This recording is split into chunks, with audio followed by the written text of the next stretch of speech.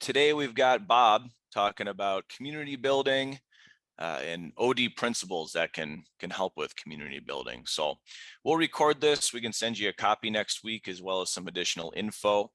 Also, if OD, the topic of this session, interests you, I encourage you to check out our MBA program. It's focused in leadership and change, which has a lot to do with OD. If you've already I can see by some of the names here, some folks have actually already completed the program. Even so, if you can share that with folks, as a smaller school, we rely pretty heavily on referrals and working off our existing networks to keep our enrollment strong. So anyone in any organization and anyone that's just a member of society, I think, can benefit from some extra OD training. So I'll put a link to the program in the chat, and you can reach out to me at any time to talk a little bit further about it. But with that, I will pass it to Bob. Thanks, Joe. It's great to be here. It's also great to look through the names on the screen and see so many friends that have joined for today. So thank you for joining and welcome to our session today. Let me begin with the PowerPoint slides I'm going to use for today. I'm going to try to get you involved a little early in the session, and I've also got a little video clip that I'm going to run during this session, so I'm going to be dropping in and out of the PowerPoint. But let me begin with that to kind of get a framework for what we're going to be talking about today. So the topic is about building a sense of community based on organization development principles. And this topic has become really important in the last 2 or 3 years. I think it's always been important, but for the reasons I'll set out in the talk today, I think you'll agree that now is the time for a lot of the principles that we espouse as part of organization development to try to help society deal with some of its issues. So let me get rid of some of the things that are cluttering my screen here so I can see what I'm talking about. So let's begin with some definitions. First of all, I know how to define organization development, so that'll be the second definition that we discuss. However, I'm not really certain how everyone defines a sense of community. And I'm interested in what your thoughts are about that. So I'm going to put you together in groups of 3 or 4 for just a few minutes to talk about that question. What does it mean to you to develop a sense of community? What exactly is it? And see if you can get some agreement among the people in your small group. I'll give you just a few minutes. I'll give you a 1-minute notice that I'm going to bring you back. That'll give you another minute to talk beyond when that notice comes.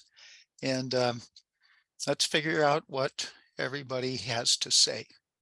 So let me create about 10 groups. And I'll send you on your way, and I'll call you back in just a few minutes. So everybody is coming back in. Welcome back. And I'm interested in your discussions. What struck you about your discussions of community, sense of community? What does that mean to you? And just go ahead and open your microphone and talk when you have something to say. And don't be bashful. Hi, Bob. Bob. It's Christina. Hi, Christina. Good to see you. Oh, wait, I think I interrupted somebody else saying hi, Bob. We had a share in ours from a previous student who had attended on campus. And so that community being kind of a feeling that you have, and you obviously remember it when you're away from campus, you remember that sense that you had of belonging, being around like-minded people, feeling welcomed and not judged, and just kind of a feeling of a connectedness or a shared purpose. So those were kind of the words that were generated in our Zoom room. Great. Thanks for sharing, and thanks for going first. You're welcome. What are other thoughts? What struck you about your conversation about building a sense of community? Hey, Bob, how are you? Doing well. AJ, how are you, my man? I'm doing well, doing Good. well. Say, been a while. Well, we had a good conversation, and some of the things were already touched on, if you can believe it. But sense of community, folks are kind of organized, but we also talked about how it's a little bit chaotic, right? But there's still some harmony and what is the true purpose of what we're doing? It works smoothly. It's fairly positive to talk about. There's some resources, and at the end, we even discussed changes that happen either. Well, it could be intra-month or it could be intra-day, but the different changes that happen, whether it's demographically, or it could be with new industry, or it could be any myriad of things. So I think it was unique to see that community was a positive experience, but it was also unique to each individual what that meant. Super. Thanks, AJ. Good to see you. Let's take one or two more. What struck you about your discussions about building a sense of community?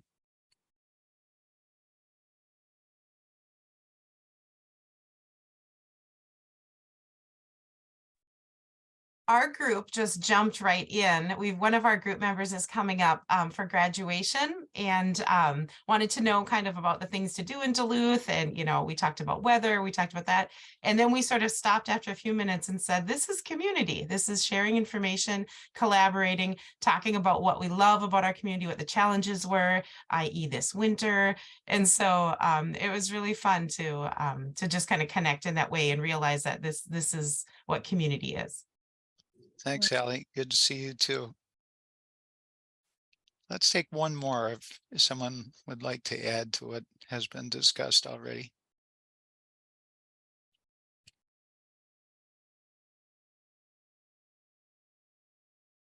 One thing from our group that I just want to add that someone made at the point they made at the very end was that community is a dynamic that changes as circumstances change. And I thought that was a really great thing. And then the other piece was that it's like a good fruitcake. There's lots of variety. I like it. Thanks, Karen. That's a perfect segue to what I'm going to talk about with the very next slide. It says, if you knew. So let's get back to that. And thank you. Thanks everyone for sharing your thoughts about it. So let's jump to that slide.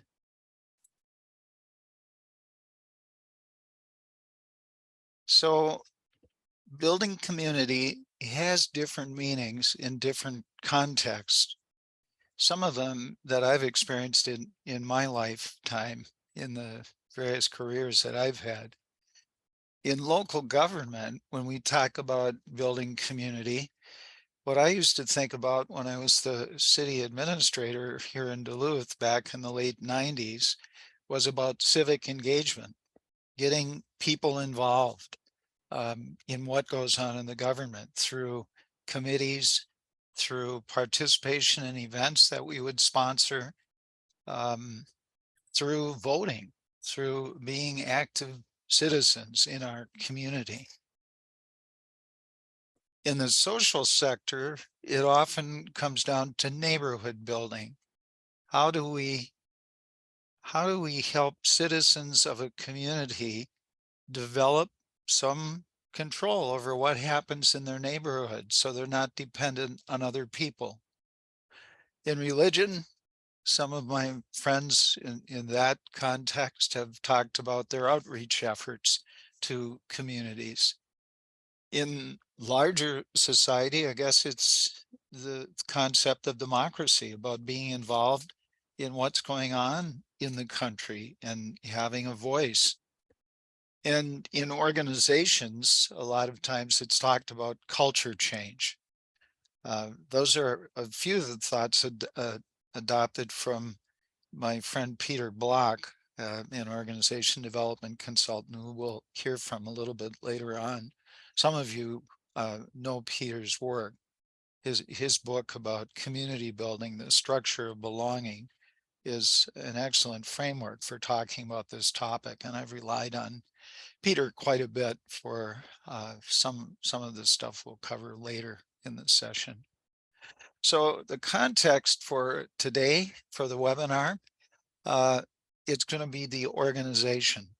Most of us work in organizations of one type or other, some profit-making organizations, some nonprofit organizations, some governmental entities, sometimes volunteer organizations, informal civic organizations. So why must organizations concern themselves with building community?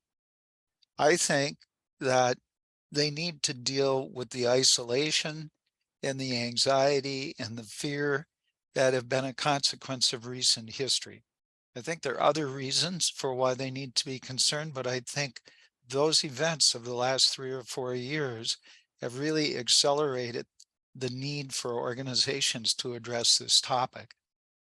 So let me help your memory here, and we'll go back through some of the events in the last 3 years, 2 or 3 years. So we all remember those early days of COVID-19, when suddenly this unknown, frightening illness was suddenly thrust upon the world, and people really didn't know what was going to happen. It was a period of uncertainty and fear and anxiety, and organizations had to adapt to it. Some of them had to close their doors. Some of them had to change the way they operated. It was a significant disruption in the way that we thought about society. The reactions to it were that a lot of us ended up, who were able to, ended up working at home. And at the same time, we were trying to figure that piece out. If we had children, the children weren't able to go to school anymore. So they would sit at the same table working on their schoolwork while we were trying to figure out how to accommodate a work schedule while working at home. And then May of 2020 and George Floyd, which had a significant impact, not only in this country, but throughout the world. And there was a response, a worldwide response, that caused a lot of people who hadn't taken notice before to realize that there was a serious issue that had to be addressed.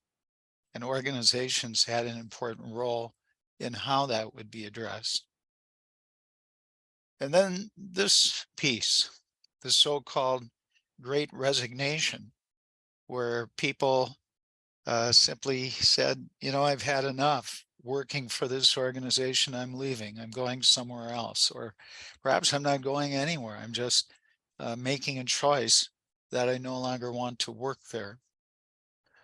So based on those events and many others that were going on, organizations now face some significant issues that they need to address. This need to address social justice issues, starting with diversity, equity, inclusion, both within those organizations as well as across their walls, and develop a sense of accountability as an organization to what goes on in the world around us. The mental health issues of employees, the anxiety or depressive orders that affect a huge percentage of people in the United States. I've read studies that say as many as 35% are affected by that, and some others even believe that number is higher. Labor shortages that exist in critical occupations. The example that a lot of people know about is nursing. But it really applies to anybody who was on the front lines during the early days of COVID. Caused a lot of people to kind of rethink whether or not they really wanted to continue with the types of jobs that they had. And the employee expectations for a new and more flexible employment relationship.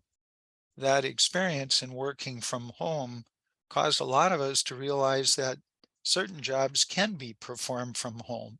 And there's really no reason for people to be required to be in a physical workplace, at least not on a regular basis. So it wasn't only working from home that people started wanting, but a greater sense of flexibility from their employers in general. And the reality that most employers really don't understand why their employees are dissatisfied or quitting. So those are some of the issues that organizations now face. This piece about employers thinking they know why employees leave was one that was explored in quite a bit of depth by McKinsey, the consulting firm. And they learned a lot going back to 2021 when they did their first study, and several others that they have done since then to get into the issues a bit more deeply. So these are kind of things that I pulled out of their earlier study that I think are important for employers to understand. There are issues that do affect when people leave an organization, but they're not the ones that the employers are thinking about. This first column are issues that are more important to employees than the employers believe. One of the first ones is having a sense of being valued by the organization. Another one, and a critical one, is being valued by your boss, by the person above you in the organization. Developing a sense of belonging for kind of the social aspects of the workplace, getting to know the people, getting to know the management structures, feeling that you're part of it, understanding what's going on in the organization, having transparency on the part of leadership so that the people closest to the work understand why certain decisions are being made. Being allowed to have some balance to their life and recognizing that's important. Potential to advance is somewhat important, but it's not the major issue with employees. And having caring and trusting teammates, coworkers in the organization. All of that, or many of those factors that McKinsey identified, are really part of what I conceive a sense of community to be about. Here are the issues that are less important to employees, but the employers think they're very important. Money. That's not as big an issue to employees as employers think. A lot of employers try to rationalize the big quit by saying, well, they were going for better money at a different job. That really wasn't a major factor. Sometimes employers have written it off by saying, well, they were getting stressed out, and their health conditions were important to them, and so they left for that reason. Well, that's nice, I guess, for the employers to believe that, but it wasn't true according to the McKinsey studies. At least it wasn't a significant factor. Looking for a better job. That's not really what motivated people to leave. It wasn't a significant factor for employees. Development opportunities. A lot of employers rationalized their people leaving the organization by saying, well, they were looking for better opportunities. Most people who left weren't leaving for that reason. The ability to work remotely, which is interesting because we know that employees are interested in having an organization that is flexible and adaptable, but ability to work isn't the only issue that they were concerned about when they were thinking about flexibility. And in fact, of the people who left their organizations based on not having an ability to work remotely, when they went to the next employer, only about 17% of the people who supposedly left for that reason ended up working remotely. So it wasn't a major factor, although wanting an employer who is flexible and adaptable was a major factor. And being poached by another company, something that a lot of employers use to rationalize their experience that simply wasn't as big a deal to employees as the employers thought. So McKinsey did a lot of work and they've drilled down deeper into a couple of those issues. I'd encourage you to read their stuff, especially if you're a manager dealing with turnover in your organization. It'll give you some insights about what your role needs to be. And I can say in general, the manager in the workplace has a lot of control over whether people depart. So that is the first part about what is a sense of community? What does the research show about it? What are my assumptions or theories about why it has become so important? So let's go to the part that I understand probably quite a bit better. And that is, what is organization development? Here's the whole contention here is that OD principles can be used to help build a greater sense of community. It's been defined in a lot of ways. The definition that's always carried weight for me is Dick Beckhardt's definition. He was the person who named organization development back at General Mills in 1959 when he and Doug McGregor were working on a project there. He says it's an effort planned organization-wide and managed from the top to increase organizational effectiveness and health through planned interventions in the organization's processes using behavioral science knowledge. That was a timely, at the time, definition for what people believed OD to be. I had a definition that I wrote back in 1987 when I started my first consulting work as an OD practitioner. I said then it's a planned process by which an organization uses its resources to bring about controlled change for the purpose of improving its service or product.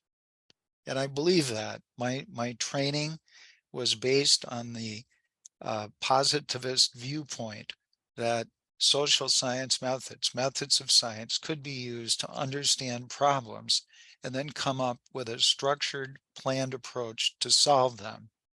That was part of the philosophy that dominated thinking in those days. This definition is reflective of a new view, an evolving view of what organization development is. OD is about creating great teams and organizations. Just a very simple statement from Jervis Bush and Bob Marshak about their viewpoint. My thinking about OD has changed since 1987, and most of that change has really occurred in the last 15 years. So I've revised my definition to say it's a learning process by which an organization utilizes its resources to bring about change for the purpose of improving its service or product. And notice the lineouts. It isn't planned. It really is very emergent. You can go into a consulting arrangement thinking you know what the issue is that needs to be dealt with. But usually as you get into it, find out that, well, it wasn't exactly what they believed it to be in the first place.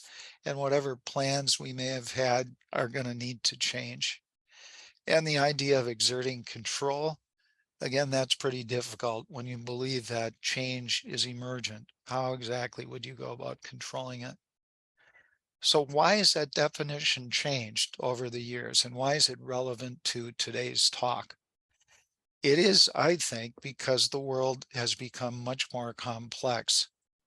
And that complexity requires approaches that help organizations adapt despite the fact that there is no certainty, that there's a lot of ambiguity. So I'll rely again on my friend Jervis Bush to define what that means.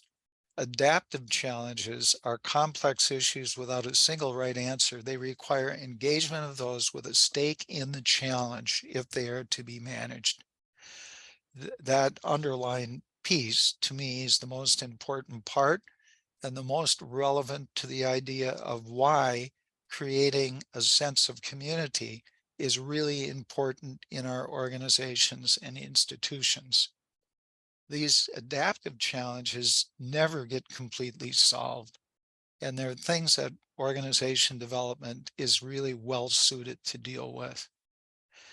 So this newer definition that I came up with really reflects what Bush and Marshak have named back in 2014 and have done a lot of research about since. And their belief is that traditional OD, the way that they and I were trained about organization development, has been evolving. And there's a new mindset about how to conduct organization development. They dichotomized the practice and said the old way of viewing it, which was reflective of the dominance philosophy in society at the time, was diagnostic. And the current philosophy about how reality is defined is represented by a new form called dialogic OD, which in short is people coming together to talk about what it is that they want and believe they need. So it's not that one or the other is better.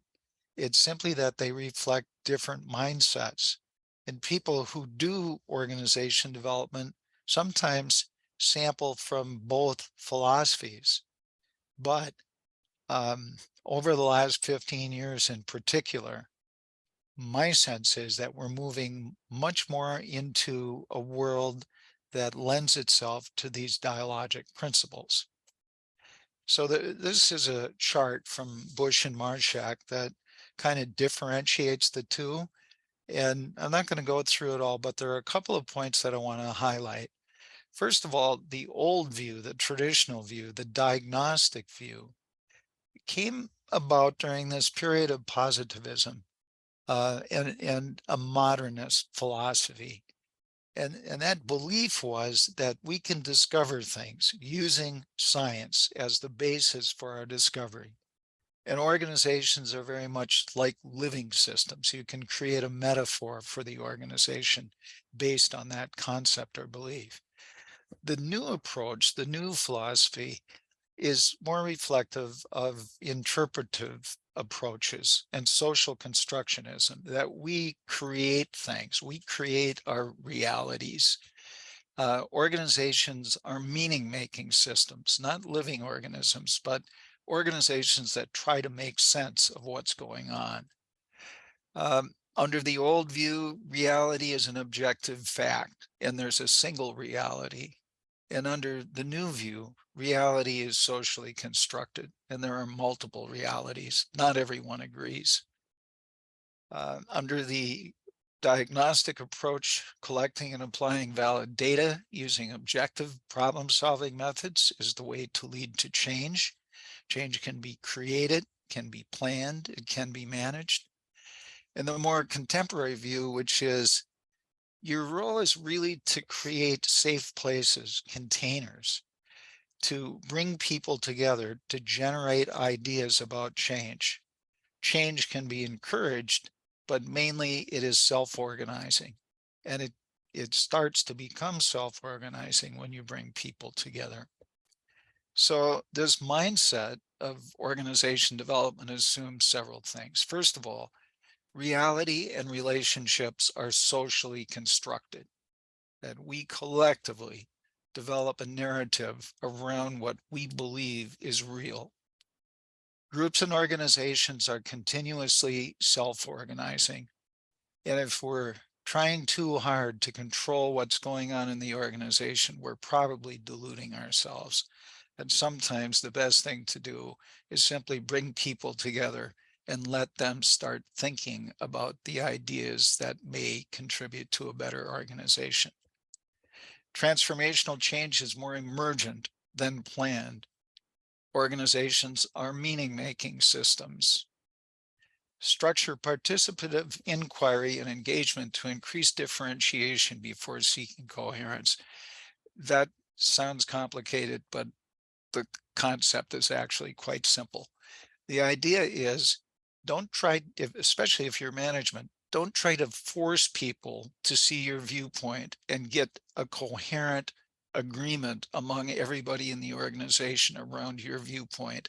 But first, allow them to talk about their divergent viewpoints and perspectives. Never let somebody who has a minority viewpoint stand alone.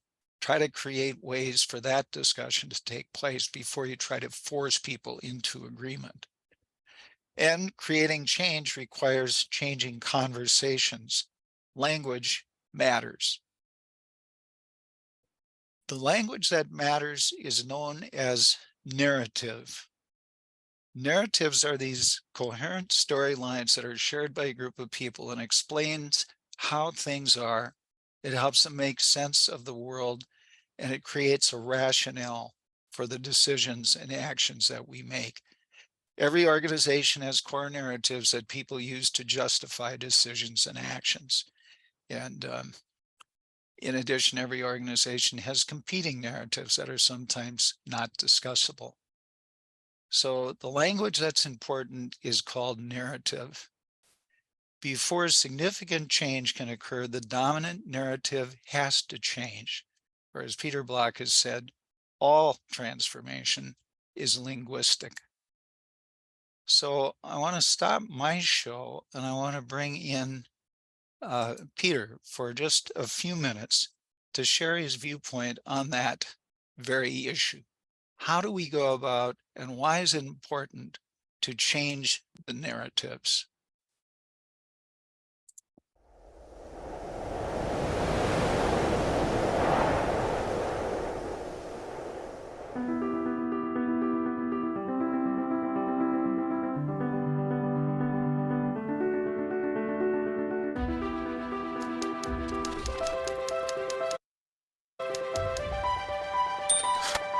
What this is about is whatever room you're in, whatever convening function you've got, you have a chance to initiate an alternative story every single time we gather. So the big question, the big point is about transformation. Everybody loves the idea of transformation. Change management is a big thing in the world. Every candidate runs for office, says, vote for me. And you have all this rhetoric about big changes. I will keep you safe. I will make you healthy. The core point here is that all transformation is linguistic. If we change the stories we keep telling ourselves, it creates an opening for an alternative story and an alternative future. But all real change begins and entails a shift in narrative. That the challenges we feel in a country, in a community, in a school, in a business, is the narrative they're living into isn't working for them. But we get so wedded to our narrative, to our story, to our version of how I got here, or what those people are doing, that we stay stuck. And we can say transformation all we want, but it won't occur unless I find somehow the capacity to change the story that I think is true. I love the quote that says, in Russia, even the past is unpredictable. And I heard that and I thought, wow, that's true about my life also. I've got a long story about this age and this stage and that person and that wife and all this kind of stuff I can talk about. And at some point I realized it's just story. It's a social construction. It's a narrative. And so if you care about transformation of a school building, if you care about a neighborhood coming to life, you care about business turning a corner, or caring for a customer, or caring about the community, mostly what you hear in the transformation domain is lip service. It's a dream, it's an intention. And what I want to do is try to get very specific about what a change in narrative, what a change in story entails, and how to make that happen. It's doable.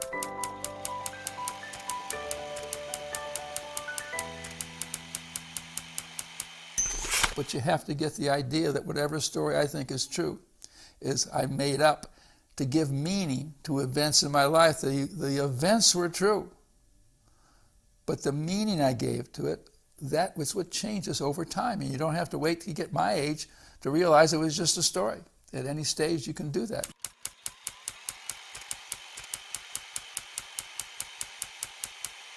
And so this idea of 6 conversations are really pathways to accountability, because most of my story make me a victim or make me guilty. Most of my story about what those people, for years in organizations, you don't understand what it's like around here. Top management this, top management that. Some people like their boss, but the boss's boss, you can't do anything around here. neighborhood say, well, the people in this neighborhood are so, you can't trust them. Story, story, story. Either I feel guilty, oh, I shouldn't have done that. I made a mistake in my 18th year. I really should have been more open. I should have said yes when I said no. I should have said no when I said yes.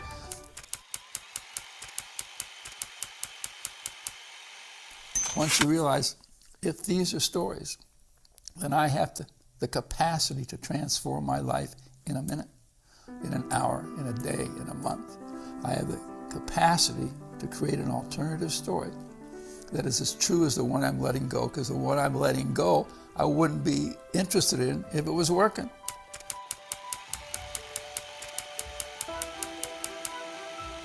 A friend of mine, Peter Kestenbaum, says, we're all wounded at the moment of birth. And I thought, really? And I had such a relief when I heard that, because I was working on myself till I met Peter Kestenbaum. He gave me a different narrative.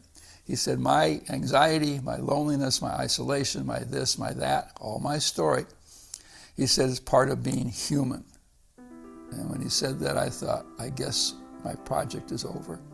I don't have to work on my deficiency anymore. I'm just a human being.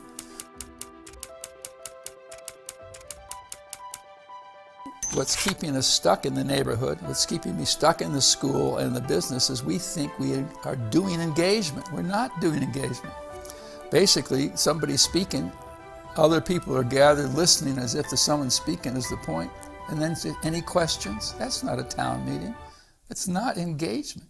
Engagement is when you get peers, citizens, students, employees together with each other engaged in these 6 conversations. So leadership becomes a convening function.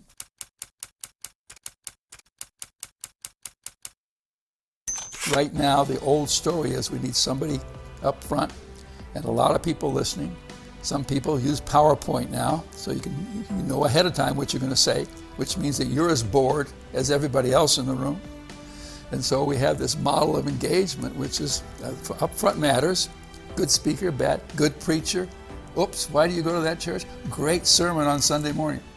And so we have such low expectations of the current ways we come together. I want to talk about, well, how do we turn that upside down? So that's my friend Peter Block and his view about how we go about making changes. And notwithstanding his comment about PowerPoint slides, I'm going to go back to mine, but only briefly, to kind of try to at least tie together the issue of organization development and how do we build a sense of community.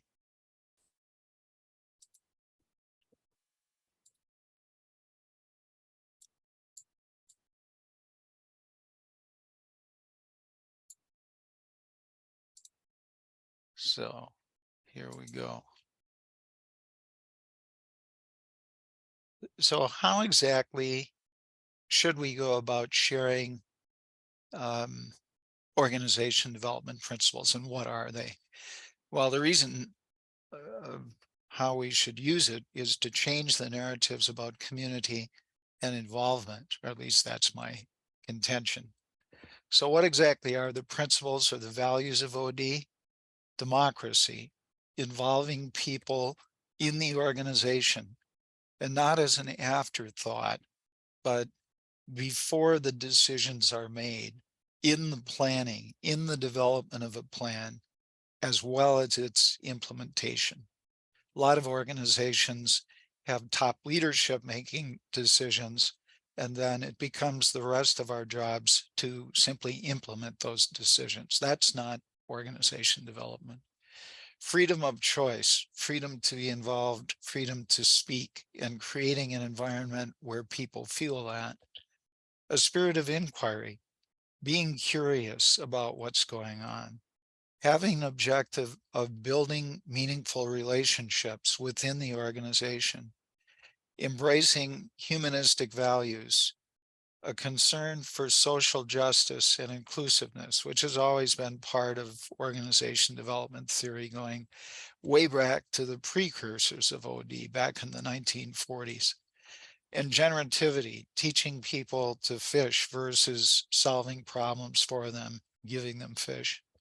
This idea of cooperation, honest, direct communication, no backstabbing. So it's the job of leaders and managers in particular to consciously translate those principles into action. And this is what I believe it means for leaders and for management in general. You have to learn to listen versus tell people.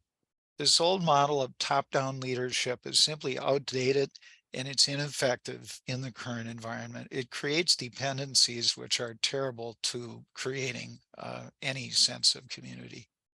Learn to build work relationships with employees. It needs to be more than transactional in the workplace. You don't have to be close personal friends, but you have to know enough about what motivates employees to do the hard work that we ask them to do, and be respectful for what their experience is. Be transparent. Tell people what's going on in your head, because if you don't, they're going to make up stories, and their stories are always going to be worse than what's in your head.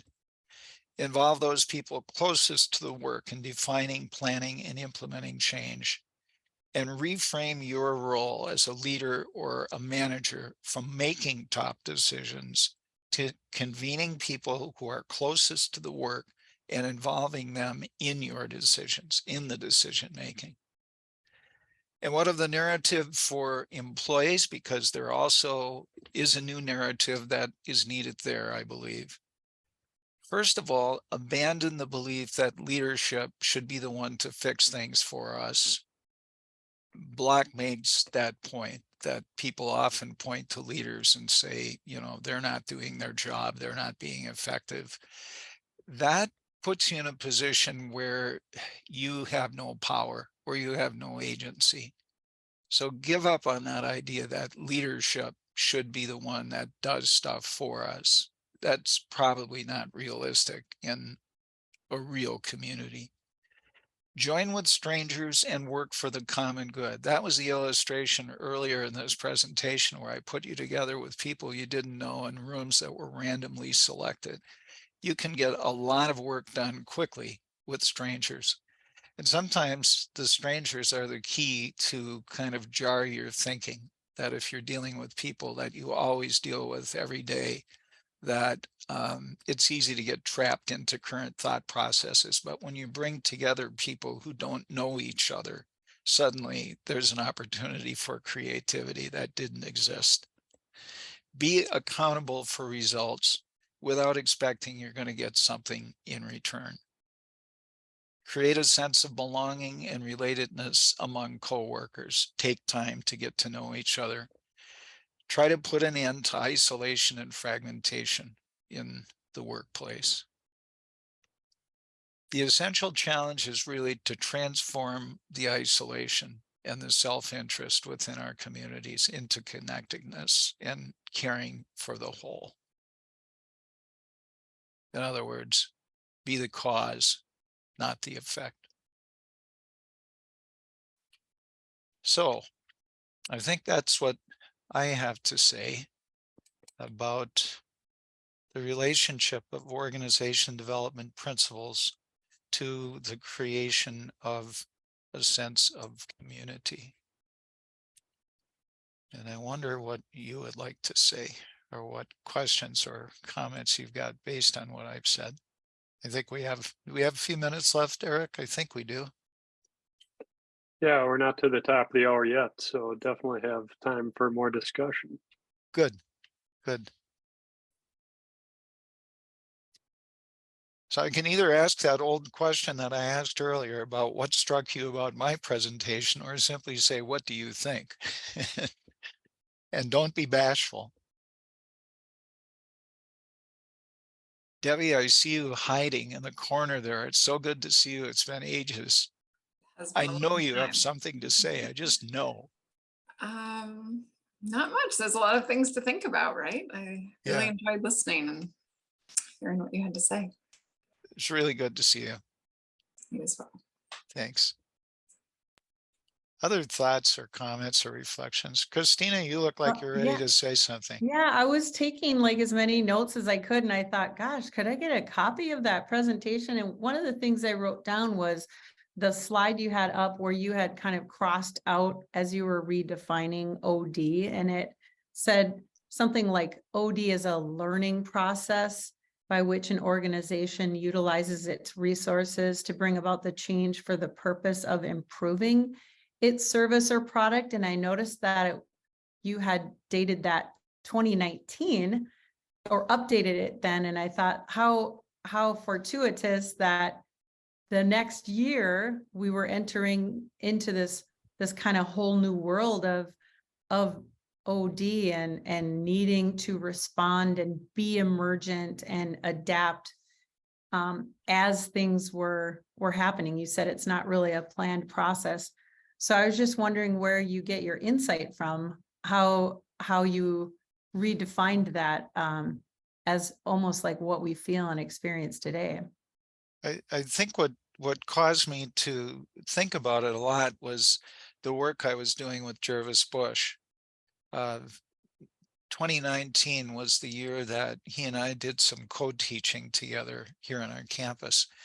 And in the discussions that surrounded that, going out for a beer after we got done with our class and just talking about it and talking about how he and Marshak got attentive to the fact that we were none of us were really doing the things that we were trained to do anymore. We all had adapted new approaches.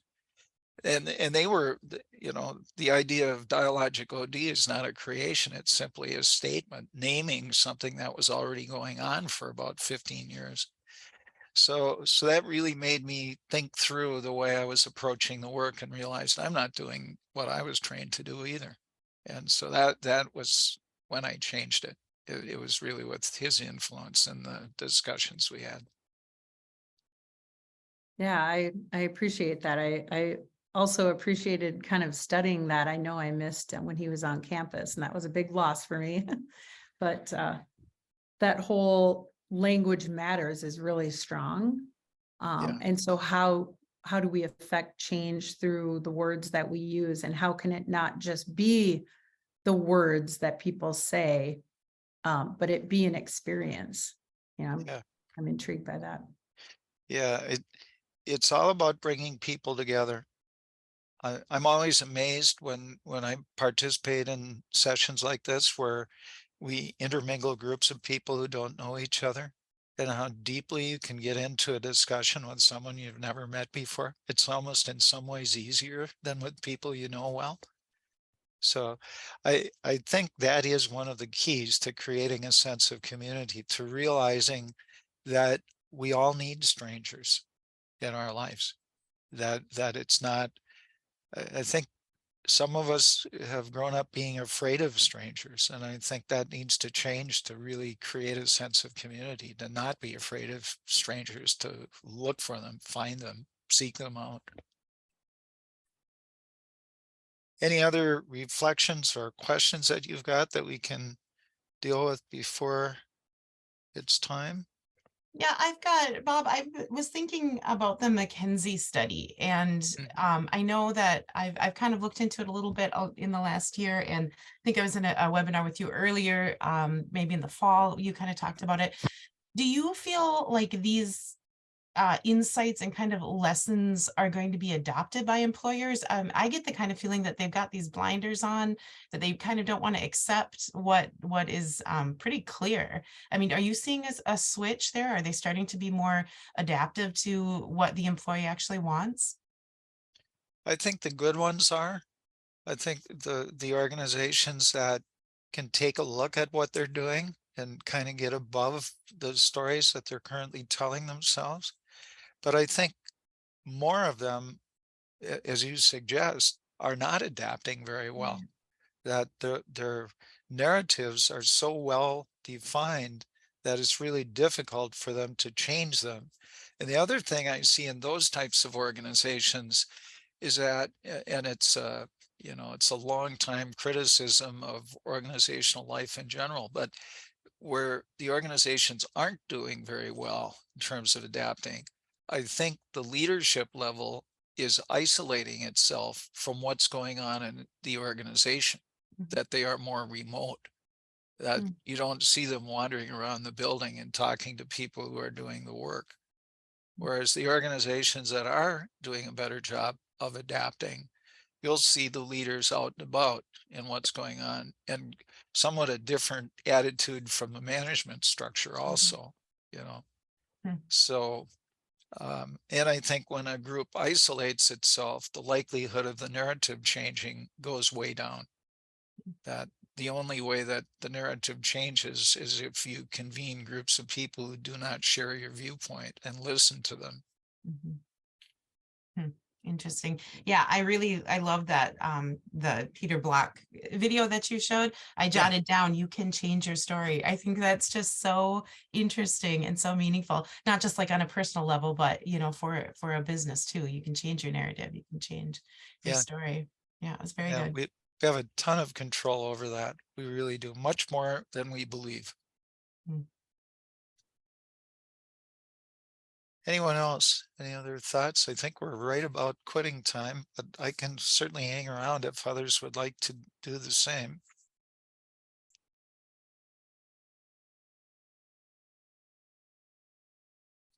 Okay.